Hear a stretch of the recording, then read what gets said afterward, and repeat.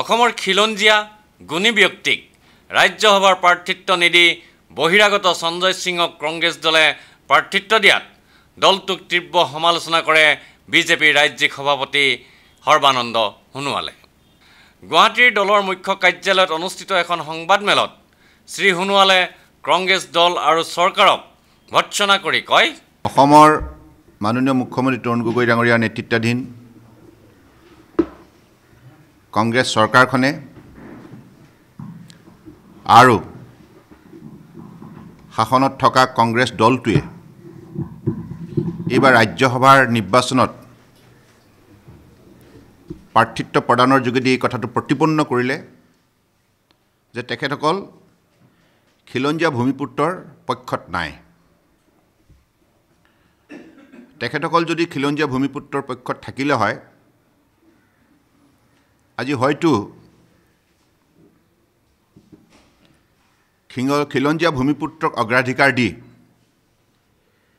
এই নিৰ্বাচনটো অসম আৰু অসমীয়াৰ স্বাৰ্থত বিশেষভাৱে গুৰুত্ব প্ৰদান কৰিলে হয়। এইবাৰ ৰাজ্যসভাৰ নিৰ্বাচনৰ 4গৰাকী প্ৰাৰ্থীৰ ভিতৰত 3গৰাকী হৈছে খিলঞ্জীয়া ভূমিপুত্ৰ, বিশ্বজিৎ দৈমাৰী, ভুৱনেশ্বৰ কলিতা, হাইদৰ হুছেইন ডাঙৰীয়া। এই 3গৰাকী খিলঞ্জীয়া ভূমিপুত্ৰ। কিন্তু ইয়াৰ বিপৰীতে কংগ্ৰেছে গোটেই নিৰ্বাচনটো আউল লগাবৰ বাবে, এটা অস্থিৰ পৰিৱেশ সৃষ্টি কৰিবৰ বাবে, অসমৰ ৰাইজৰ স্বাৰ্থক জলাঞ্জলি দি তেখেতসকলে উত্তৰ প্ৰদেশৰ এগৰাকী দাগী অপৰাধী সঞ্জয় সিঙক এই নিৰ্বাচনত প্ৰাৰ্থী হিচাপে থিয় কৰাই সম্পূৰ্ণৰূপে বিশৃংখলতা সৃষ্টি কৰিলে। আজি অসমৰ বুকুত সঞ্জয় সিঙৰ প্ৰাৰ্থিত্বক লৈ যিমান প্ৰতিবাদ জাতীয় সংগঠন, জনগোষ্ঠীয় সংগঠন, কৃষক সংগঠন সকলো ৰাজপথৰ যোগেদি আৰু বিভিন্ন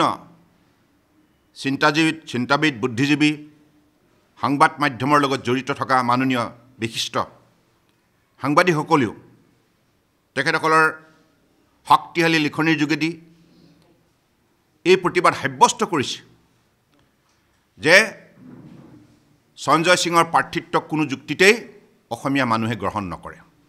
BPF দলক কংগ্ৰেছ দলে ক্ষমতাৰ বাবে ব্যৱহাৰ কৰি আছে বুলি মত প্ৰকাশ কৰি তেওঁ কয়, আজি কংগ্ৰেছ দল আৰু চৰকাৰে, বিশেষকৈ মাননীয় মুখ্যমন্ত্ৰী তৰুণ গগৈ ডাঙৰীয়াই নিজেও জানে যে ভূমিপুত্ৰৰ বড়ো জনজাতীয়সকলক প্ৰতিনিধিত্ব কৰা BPFৰ সহায় লৈ গগৈ ডাঙৰীয়াই 3বাৰকৈ মুখ্যমন্ত্ৰী হ'ল। সেই হিচাপে তেখেতসকলৰ যদি বড়ো জনজাতিৰ প্ৰতি ন্যূনতম শ্ৰদ্ধা থাকিলে হয়, হয়তো আজি সংকীৰ্ণ অৰ্থত ৰাজনৈতিকভাৱে BPFক ব্যৱহাৰ নকৰি মৰ্যাদা সহকাৰে আজি বিশ্বজিৎ দৈমাৰীক এই ৰাজ্যসভাত প্ৰথম স্থান দিলে হয়। কিন্তু আজিৰ তাৰিখত গগৈ ডাঙৰীয়াই পৰিয়ালকেন্দ্ৰিক ৰাজনৈতিক প্ৰাধান্য দি নিজৰ পুত্ৰক প্ৰতিষ্ঠা কৰিবৰ বাবে অসমৰ ভূমিপুত্ৰসকলৰ স্বাৰ্থক সম্পূৰ্ণৰূপে পাহৰি গ'ল।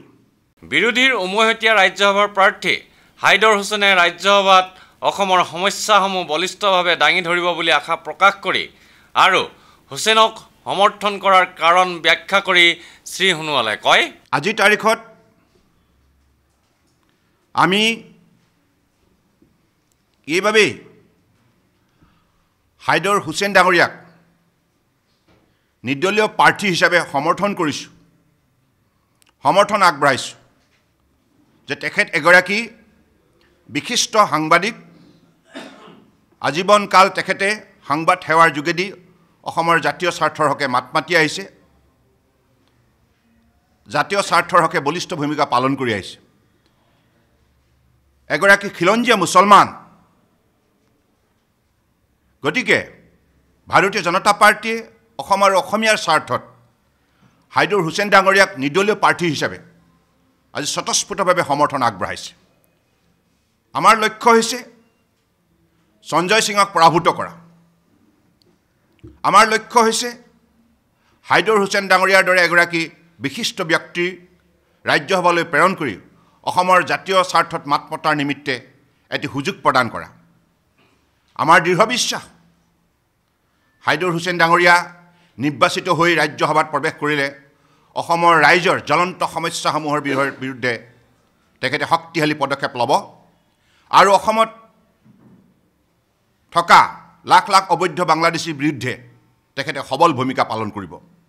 বিজেপি দল সংখ্যালঘুৰ বিৰোধী বুলি যি অভিযোগ আছে সেই সম্পৰ্কে প্ৰদেশ বিজেপিৰ সভাপতিজনে কয়, আজি কংগ্ৰেছে প্ৰায় বিভিন্ন সময়ত তেখেতসকলে আমাৰ বিৰুদ্ধে ৰাজহুৱাভাৱে কিছুমান অভিযোগ দাখিল কৰে। তেখেতসকলে কয় যে বিজেপি সংখ্যালঘুৰ পক্ষত নাই।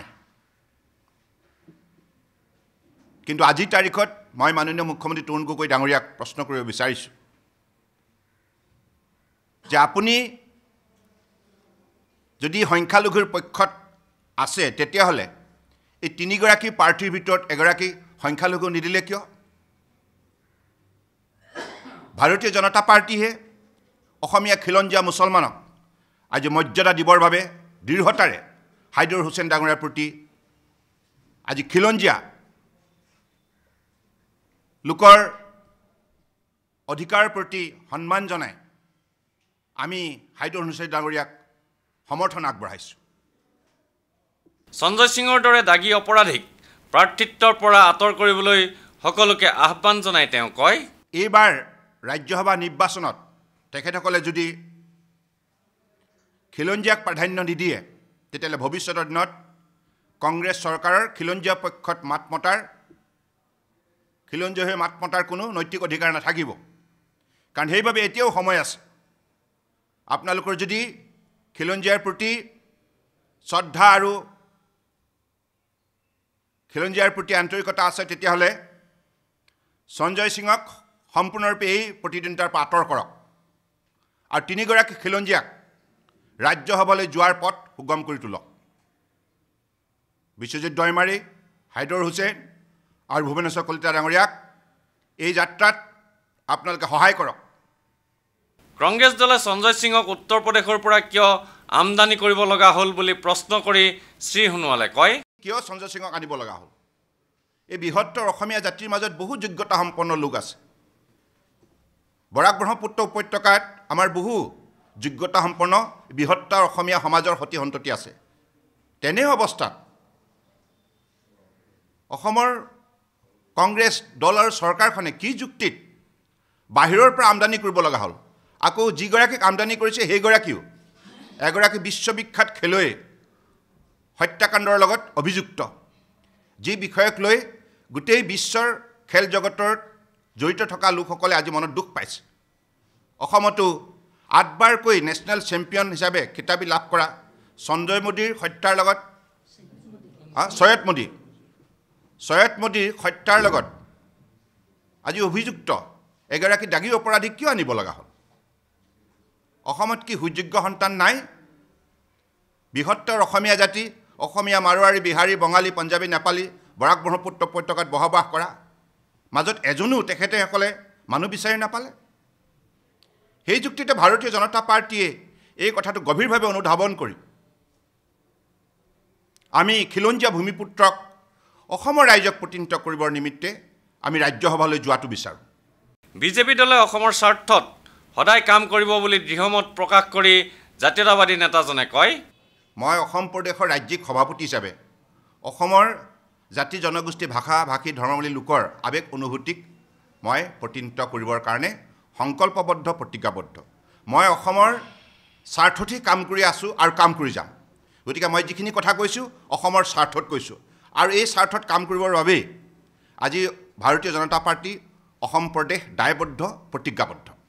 ৰাজ্যসভাৰ নিৰ্বাচনত কংগ্ৰেছ দলে হৰ্চ ট্ৰেডিঙৰ সহায় ল'ব পাৰে বুলি আশংকা প্ৰকাশ কৰি শ্ৰী সোণোৱালে কয়, আমি এটা কথা স্পষ্ট, আমি অসম আৰু অসমীয়াৰ পক্ষত আছোঁ আৰু থাকিম আমি চূড়ান্ত সিদ্ধান্ত যিটো লৈছোঁ সেইটোৱে আজিৰ তাৰিখত আমাৰ হাইদৰ হুছেইন ডাঙৰীয়াক নিৰ্বাচিত কৰাটো লক্ষ্য কংগ্ৰেছক পৰাভূত কৰিব লাগিব আৰু কংগ্ৰেছে গোটেই অসমৰ ৰাজনৈতিক বাতাবৰণটো কুলুহিত কৰিছে যোৱাবাৰ ৰাজ্যসভাটো কৰিছে আপোনালোকে দেখিছে হৰ্চ ট্ৰেডিঙৰ যোগেদি গতিকে অসমৰ গণতান্ত্ৰিক বাতাবৰণটো বিনষ্ট কৰাৰ ক্ষেত্ৰত তৰুণ গগৈ ডাঙৰীয়া নেতৃত্বাধীন কংগ্ৰেছ চৰকাৰে প্ৰধান উদ্যোগ লৈ আহিছে এইবাৰো তেনেধৰণৰ উদ্যোগ লোৱাৰ ইতিমধ্যে ইংগিত দিছে শেষ নিশাৰ খেলৰ কথা কৈছে গতিকে আমি যাতে অসমৰ এই বাতাবৰণ কুলুহিত নহয় তাৰ বাবে আমাৰো দায়িত্ব আছে জাতীয় দায়িত্ব আছে জাতীয় চেতনা উদ্বুদ্ধ হৈ জাতীয় দায়িত্ব পালন কৰিবৰ বাবে আমি এই সিদ্ধান্ত লৈছোঁ আৰু ইয়াক আমি নিষ্ঠাৰে কাৰ্যকৰী কৰিম ৰাজ্যসভাৰ নিৰ্বাচনৰ বাবে AIUDFৰ লগত মিত্ৰতা কৰা নাই বুলি দোহাৰি শ্ৰী সোণোৱালে কয় তো আপোনালোকে বাৰে বাৰে আৰম্ভণিৰ পৰা আপোনালোকৰ কেইবাখনো কাকতে এই কথাটো লিখিছে মাননীয় হাইদৰ হুছেইন ডাঙৰীয়া এগৰাকী নিৰ্দলীয় প্ৰাৰ্থী আমি এক মাহৰ আগতে কৈছিলোঁ এক মাহৰ আগতে আপোনালোকে হয়তো আগৰ বিবৃতিবিলাক চালে গম পাব যে আমাৰ 5 গৰাকী বিধায়ক আছে আৰু আমি এটা কথা স্পষ্ট কৰিছোঁ যে কোনোবা বিশিষ্ট পণ্ডিত ব্যক্তি নিৰপেক্ষ ব্যক্তি যাৰ কোনো ৰাজনৈতিক দলৰ এফিলিয়েশ্যন নাই তেনেধৰণৰ ব্যক্তি যদি আমাক এপ্ৰ'চ কৰে তেতিয়াহ'লে আমি তেখেতসকলৰ কথা আন্তৰিকতাৰে মঞ্চত বিবেচনা কৰিম আৰু যিদিনাখনে হাইদৰ হুছেইন ডাঙৰীয়া আমাক আহি পেলাই আনুষ্ঠানিকভাৱে এই কাৰ্যালয়ত আহি অনুৰোধ জনালে এগৰাকী নিৰ্দলীয় প্ৰাৰ্থী হিচাপে তেতিয়া আমি আমাৰ দলৰ তৰফৰ পৰা অসম আৰু অসমীয়া স্বাৰ্থত তেখেতৰ প্ৰতি সমৰ্থন আগবঢ়োৱাৰ সিদ্ধান্ত ল'লোঁ গুণী ব্যক্তি হাইদৰ হুছেইন বিজয়ী হোৱাটো অত্যন্ত জৰুৰী বুলি অভিমত প্ৰকাশ কৰি সোণোৱাল ডাঙৰীয়াই কয় হাইদৰ হুছেইন আজিৰ তাৰিখত জিকাটো অত্যন্ত জৰুৰী কাৰণ হাইদৰ হুছেইন ডাঙৰীয়াই এই মিডিয়া ফেটাৰ্নিটিৰ পৰাই ইমান সততা নিষ্ঠাৰে এগৰাকী সৎ নিষ্ঠাৱান সাংবাদিক হিচাপে যিগৰাকীয়ে অসমৰ জাতীয় আন্দোলনৰ ক্ষেত্ৰত কাৰাবাসো খাটিছে তেনেধৰণৰ ত্যাগী এগৰাকী মহৎ ব্যক্তি যদি ৰাজ্যসভালৈ যায় নিশ্চিতভাৱে অসমৰ ধৰ্মনিৰপেক্ষ সমাজখনৰ বাবে অসমীয়া খিলঞ্জীয়া ভূমিপুত্ৰসকলৰ বাবে এইটো এটা গৌৰৱৰ বিষয় হ'ব আৰু তেখেতে অসমীয়া স্বাৰ্থতে নিশ্চিতভাৱে মাত মাতি যাব ভিডিঅ' জাৰ্নেলিষ্ট সুশান্ত দাসৰ সৈতে অমৰদীপ গগৈ চেণ্টিনেল নিউজ গুৱাহাটী